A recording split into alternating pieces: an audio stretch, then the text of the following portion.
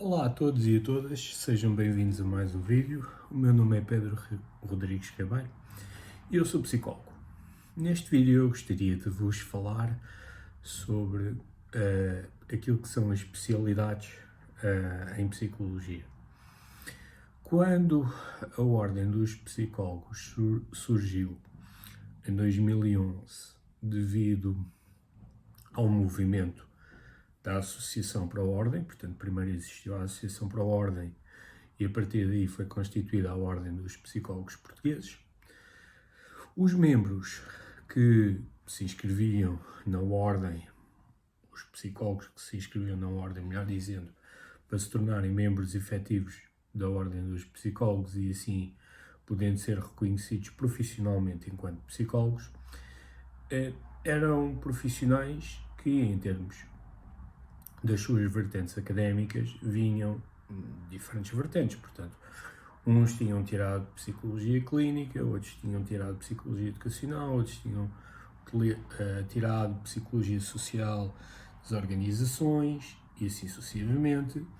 Uns tinham a antiga licenciatura ou o antigo bacharelato, outros tinham já mestrados, outros outros eram reconhecidos enquanto técnicos superiores de saúde mental, portanto tinham várias diferenciações, não é?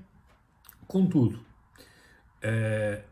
todos aqueles que se inscreviam na Ordem dos Psicólogos eram reconhecidos enquanto psicólogos, no geral. Portanto, não havia diferenciação entre o psicólogo que vinha de uma vertente clínica e o psicólogo que vinha, por exemplo, de uma vertente educacional.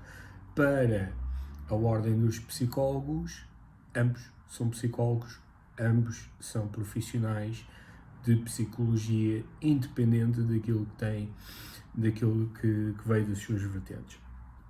E durante muitos anos foi assim. Em 2016, 2017, a Ordem dos Psicólogos Portugueses deu início àquilo que foi a construção das especialidades em psicologia. E o propósito das especialidades e dos diferentes conceitos de especialidade, o grande objetivo é atribuir o reconhecimento à experiência e à aquisição de formação profissional dos psicólogos em diferentes áreas. Ou seja, a partir deste momento, um psicólogo que queira ser considerado especialista vê todo um percurso de horas profissionais, de formações, de aquisição de conhecimentos em determinadas áreas reconhecido. Portanto, deixamos de ver apenas o psicólogo, como também temos um psicólogo especialista numa determinada área. E existem especialidades gerais e especialidades avançadas. Nas especialidades gerais temos psicologia clínica e da saúde, psicologia educacional e psicologia social do trabalho e das organizações.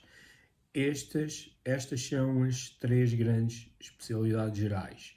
Depois, existem inúmeras especialidades avançadas. Algumas que estão diretamente relacionadas com especialidades gerais, em particular, outras que são transversais às especialidades gerais, ou seja, são especialidades avançadas independentes da especialidade geral que o psicólogo possa ter.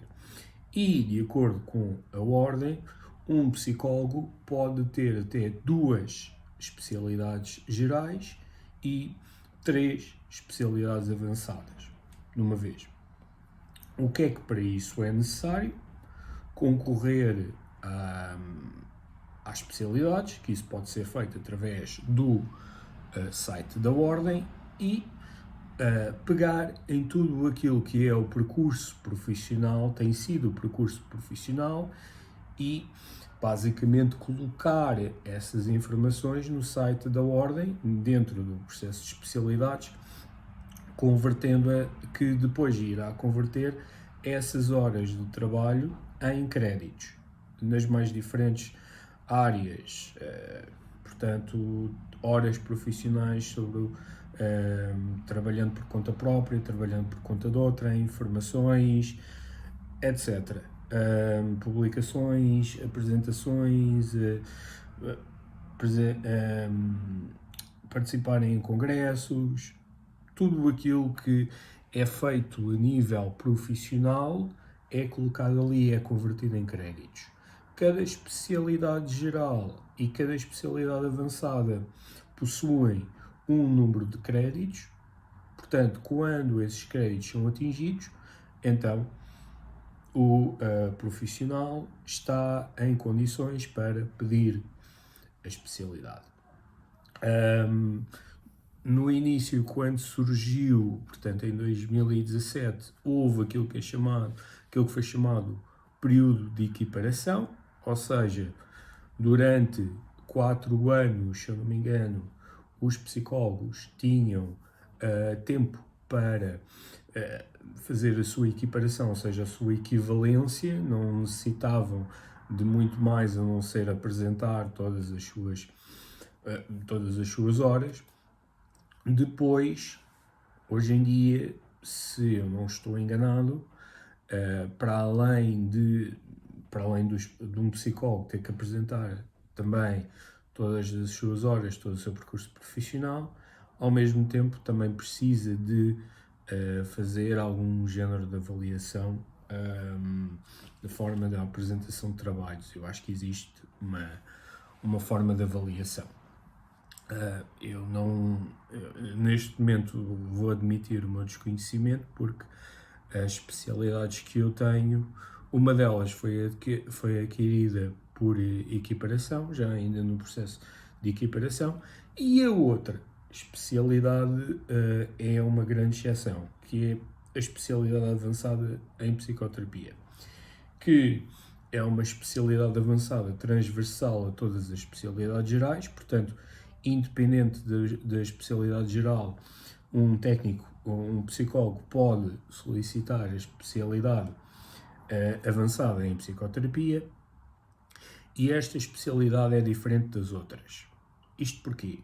Porque ao mesmo tempo que as especialidades foram constituídas, a Ordem dos Psicólogos tornou-se membro da Federação Europeia de Associações de Psicoterapia e, enquanto membro da EFPA, começou a seguir os seus critérios de formação, que são mais ou menos cerca de 450 a 500 horas de formação teórico-prática, 120 horas de desenvolvimento pessoal e 150 horas de supervisão. São critérios mínimos para o reconhecimento em formação em psicoterapia.